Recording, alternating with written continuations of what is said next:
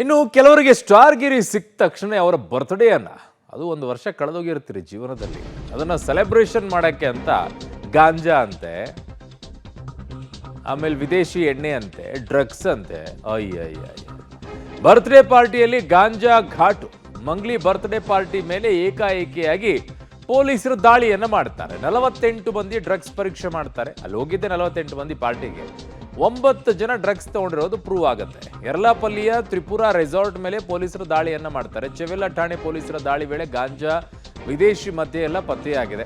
Party ಅಂದಮೇಲೆ ಎಣ್ಣೆ ಮಾಮೂಲಿ, ಬಟ್ ಅಲ್ಲಿ ಡ್ರಗ್ಸು ಗಾಂಜಾ ಇದೆಯಲ್ಲ, ಅದೇ ಈಗ ಸಮಸ್ಯೆ ಆಗಿರೋದು. ಮೆಡಿಕಲ್ ತಪಾಸಣೆಯಲ್ಲಿ ಮಾದಕ ದ್ರವ್ಯ ಸೇವಿಸಿರೋದು ಈಗ ಕನ್ಫರ್ಮ್ ಆಗ್ತಾ ಇದೆ, ಪಾಸಿಟಿವ್ ಬರ್ತಾ ಇದೆ. ಹಾಗಾಗಿ ಪೊಲೀಸರಿಗೆಲ್ಲರನ್ನ ಕೂಡ ವಶಕ್ಕೆ ಪಡ್ಕೊಂಡಿದ್ದಾರೆ. ಜೊತೆಗೆ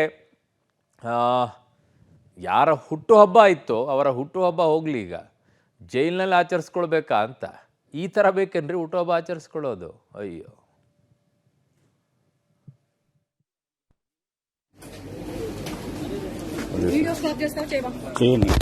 చేయను. నా డ్యూటీకి అడ్డం తెలకండి మీరు. నా డ్యూటీకి అడ్డం తెలకండి మీరు. నా డ్యూటీ ఎట్లా వస్తారు మీరు?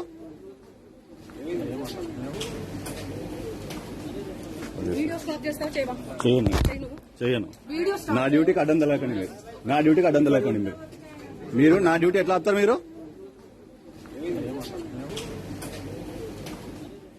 ಅಲ್ಲಿ ಯಾರೋ ವಿಡಿಯೋ ಮಾಡ್ತಾ ಇದಕ್ಕೆ ವಿಡಿಯೋ ಬಂದ್ ಮಾಡು ಅಂತ ಹೇಳ್ತಾರೆ. ನನ್ನ ಕೆಲಸ ನಾನು ಮಾಡ್ತಾ ಇದ್ದೆ, ನಾನ್ಯಾಕೆ ನಿಲ್ಲಿಸ್ಬೇಕು? ವಿಡಿಯೋ ಕರೆಕ್ಟ್ ಆಗಿದೆ. ಮಾಡೋ ಕೆಲಸ ಮಾಡೋದಾಗಿದ್ದರೆ ಇಂಥದ್ದು ಯಾಕೆ ಆಗ್ತಾ ಇತ್ತು?